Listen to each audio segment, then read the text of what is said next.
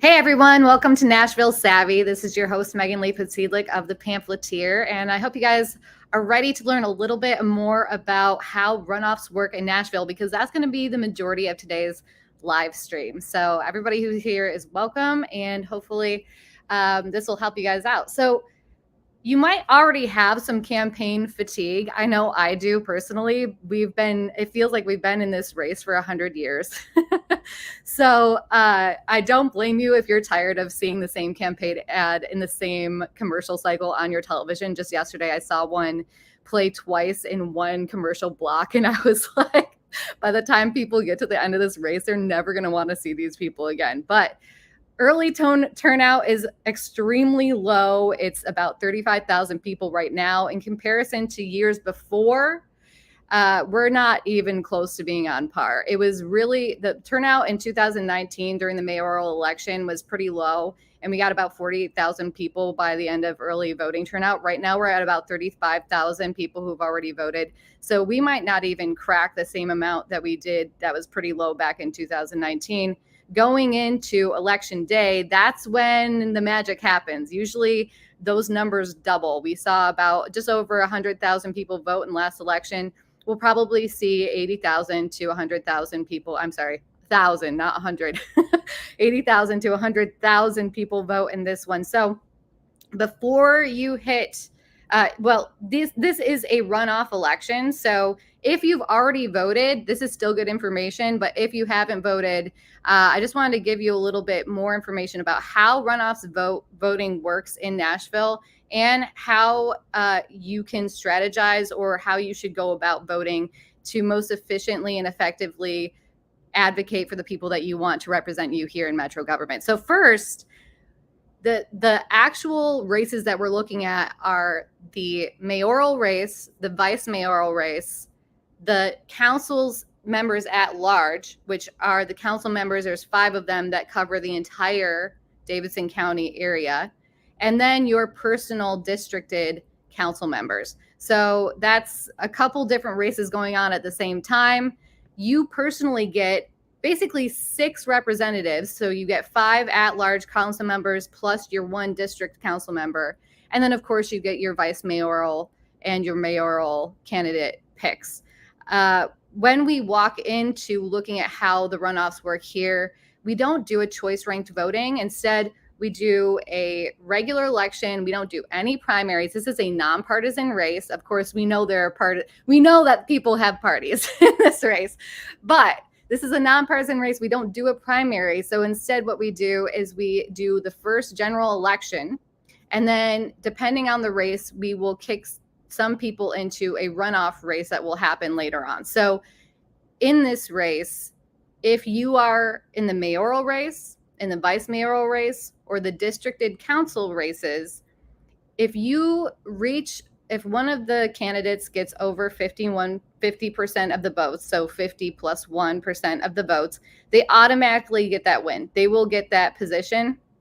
Now, in some races, there are only 2 candidates, so we should see a winner. In other races, the vote's going to be split. For example, the mayoral race that has now 11 people in it, now that Jim Gingrich has dropped out. But those votes will be split 100,000 different ways. So if none of the candidates gets over that 50 plus 1% threshold, then we're going to go into a runoff race. It's a little bit different for the at-large, because you're going to pick 5 different at-large council members. When you're splitting the vote, now there's 21 people running for those 5 spots. And then, of course, you're splitting that vote 100 different ways, because you have to vote for 5. Well, we'll get into this. You don't have to vote for all 5, but 5 people will be chosen. All of the council members who are running for at-large, if they pass the threshold of 10%, then they automatically get their seat. So let's go into a little bit of a look at what happens once people get into the runoff race. Of course, who gets into the runoff race? Well, in all of the races where you're just picking one person, which is every race except for the at-large council members, you're going to pick the top 2 performers in this general election to go off against each other in the runoff race. As far as the at-large members go, It's a little bit different because we're picking 5. So this gets a little tricky. It's if anybody gets over 10%, they automatically get their spot. And then the amount of seats left over, so say one person gets over 10% of the vote, that means there are 4 seats left.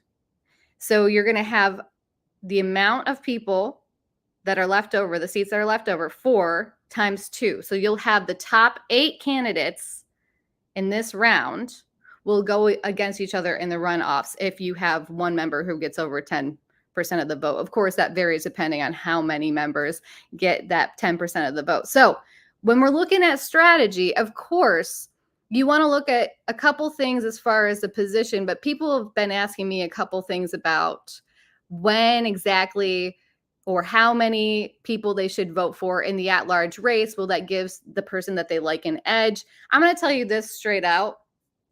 There is not enough people. It's such a small it's such a small percentage that you're going to move the scale in your favor to purposely not vote for people or something in the at-large race. But I will give you this advice. You should vote just for the people that you actually like. So vote for the people that you actually think represent you as far as the at-large council race. What it will, so if you had thousands of people who only voted for one person in the at-large council race, that might move the needle a little bit in their favor, but we do not have enough people running in this, or enough people voting in this race for it to really push the needle. I'm suggesting that you should pick the candidates that you like the most, vote for them. If that means that there's 5 that you vote for, great. If there's only one person you like, just vote for the one person that you actually want to represent you and leave the rest of them blank. You don't have to fill out all 5. You can vote for as many or as little as you want, up to 5, if that makes any sense. So now going into the strategy of how to pick your candidates as far as what position they're in, I would like to suggest a little bit, look into what exactly each position actually does. The vice mayoral seat is an interesting seat compared to the rest of them when I'm looking at how to choose the people who you want to represent that position. A vice mayor not only can potentially turn into the mayor if something happens to the mayor, but they also have this power that they wield. They pick the committee chairs, which is very important in Metro City Council. Lots of stuff happen in the committees. They vote on stuff before it actually goes back to the floor. Also, they have to keep things in line. So if they are biased and they are going to use their influence to sway what favors who in the council, the vice mayor is in control of how the council meetings run. So you're going to want, in my opinion, you're going to want to look at the types of personalities that you would be putting in the position to basically be the executive, the teacher of the class, so to speak. Who's going to keep people in line? Who's going to make things feel fair? That's how I look at it. Now, if you want to also use personality, I know some people like to vote based on personality, or they like a person and they're biased, so they want them to have that hot seat. It's important to think about when you're going into that race. The 5 at-large council members are very similar. They're going to be representing their constituents make up the entire Davidson County area. They're not just your council member in your district. They're everybody in Davidson County's council member. So this person is going to have to balance a lot of voices, and they're going to have to make decisions based off of all of the voices in Davidson County. So that's a definite position that you want to think about. What kind of person do I want to be an at-large council member? And then third is, of course, your districted council member. Now, this is your homeboy or homegirl. This is your person that lives in your area, your district. They represent basically the most that they possibly can. They are you. They're your representative as far as your demographic matters the most to them. So you're going to want somebody in that position who goes up to bat for you while they're sitting in that council seat. So that's the type of person that when we talk about personalities, that might be the position that you want to pick the person who most closely would advocate for the things that matter most to you. That doesn't mean that you should do that for every person, but I'm just trying to give you a perspective of how you can decide what kind of person you'd want to have these positions. Of course, the mayor's office and the vice mayor's office are not tied. They don't run on the same ticket. They're not running like the president and vice president on a ticket here. They are not involved with each other's campaigns. They're not attached to each other in any way as far as that goes. So your mayoral candidate, they're going to be representing what you want to see happen as far as what kind of direction do you want the city to go? How do you want the city to spend its money? Do you want them to do different types of stuff with our tax dollars? Do you want them to tighten the belt on some of the spending? What do you want this mayoral candidate to do? That's how you would decide who your mayor is. And of course, their personality is going to rub up against the council's personality.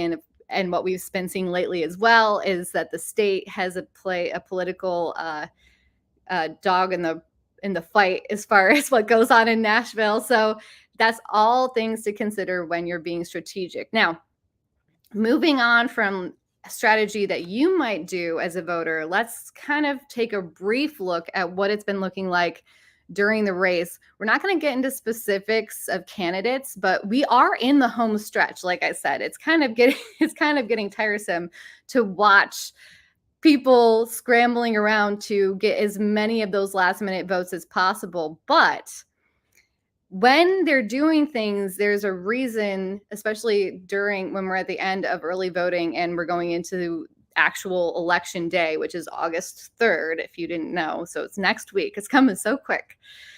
They're doing certain things just to gain corner different markets is how I would say. So I would suggest to people who are inundated with all of these campaigns and you've listened to them say all the right things during forums, I would go into their personal history and look at their policy, what their policy views are, and perhaps their records, if they have any records of being in the state or the local legislature. See who they're actually going to be once they get in office, because they're going to make you think, no matter what, they want your vote right now. So they're going to make you think that they are exactly who you want them to be. It doesn't matter who you are. But we saw it in last election. Mayor Cooper came out, we're never going to raise taxes, blah, blah, blah. And of course, as soon as he gets in there, we saw a 34% property tax raise. And that's not to completely corner or blame the Cooper administration as being a misrepresentative, because this happens in every race. But make sure before you get to the booth or before we get into runoffs that you're not sold solely on what they say in the final days of this runoff, this regular general election, and also in the runoff election, because they are just going to say whatever they think that you want to hear. And that's just true for politics. So, of course, we have great resources on the Pamphleteer. You can go to pamphleteer.co. We have an entire guide that will link you out to different sources where these candidates have answered questions, and we've given a little bit of background on their history and what they've done in the past and what that might mean for how they will govern the city. So if anybody has any questions, eventually while we're doing this live, I'm hoping that we eventually get a chat feature where we can interact with the audience. But for now, if you have any questions, put them down below or hit me up. You can find me at Megan Lee Writes on my Twitter. Hit us up on thepamphleteer.co or hit us up right in the comments of the YouTube video and ask any questions, and we'll get back to you about that. But basically, that's all there really is about strategy when it comes to the early voting, or rather the runoff votes that happen here in Nashville, Tennessee. Next, we're doing a section called Local Corner. So Local Corner, eventually we're going to have cool transition music and everything, guys. Like, I'm really excited to do these live streams and podcasts with you. Local Corner is going to be kind of something that I like. And of course, Some of you may know that I'm a big fan of Mount Olivet Cemetery. It's a cemetery that's right here in downtown, well, right outside of downtown Nashville. It's beautiful. It's a garden cemetery. It's been here for such a long time. And if you ever have a chance to go check it out, you definitely should. I have an article that I've written about it that I will be linking when I eventually retweet this episode. But the other day, what we're going to be doing for Local Corner is about some of my favorite things culturally in Nashville. So the other day I was driving through Mount Olivet Cemetery and I saw a grave site. Hopefully we got a picture that we could pop up here. Okay, if you can see it, on the very bottom, if you look, there are 2 bottles of whiskey sitting on this gravestone with 2 shot glasses of whiskey filled next to it. So I'm just driving through, I see this, I'm like, who is bringing whiskey and feeding shots to the dead in the cemetery? So of course I took a picture of the gravesite and I had to look into who it was. So this is one of my favorite things that I've come across in the cemetery that was like out of the ordinary. It ended up being a gentleman named Charles Nelson, and Charles Nelson was an immigrant from Germany to America.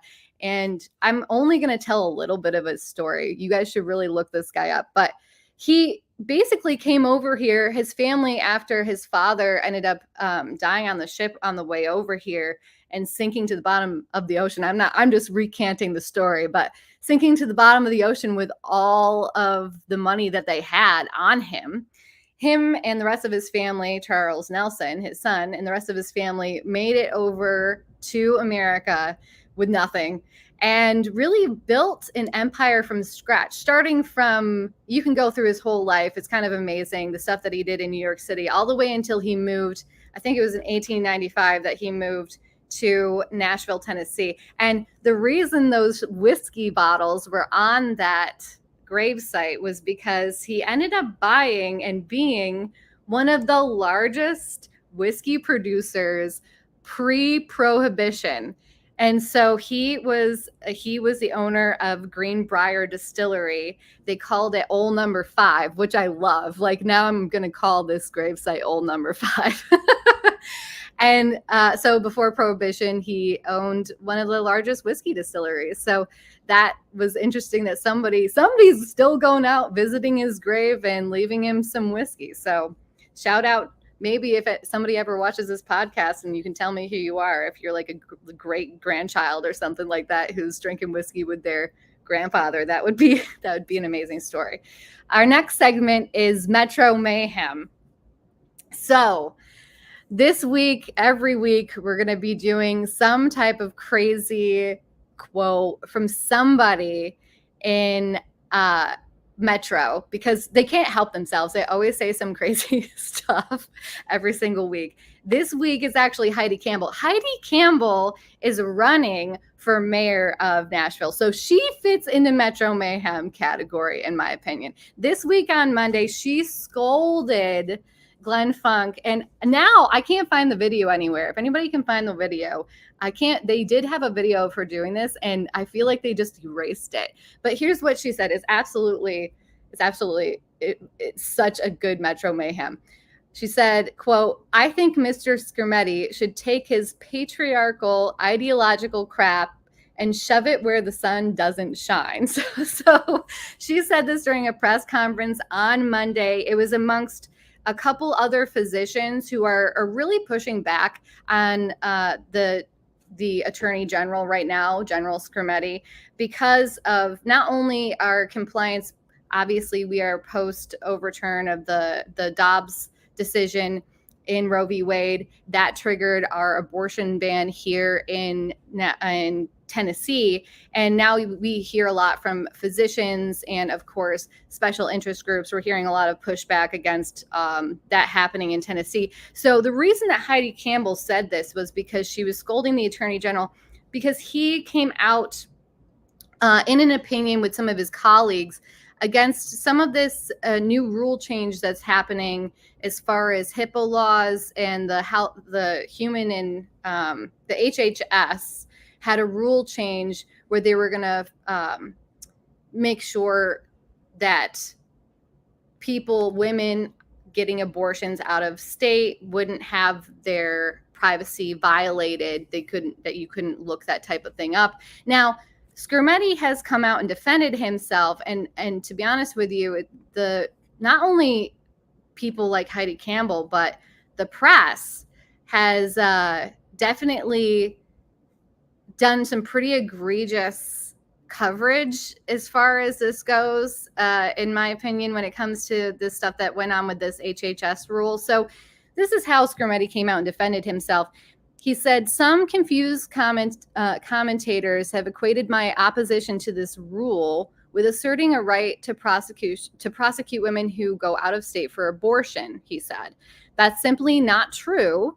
Tennessee abortion law does not apply to women who seek abortions. I have no enforcement authority with respect to Tennessee's abortion law, and I am the Attorney General of Tennessee and not some other state. Now, this is fact-checked true, and I do want to clarify this before we wrap up, but the state law that was passed that basically made it illegal to have an abortion in Tennessee, the Human Life Protection Act, that does not punish women for getting abortions. It instead will hold physicians accountable who perform abortions. So he is true in stating that it wouldn't even matter.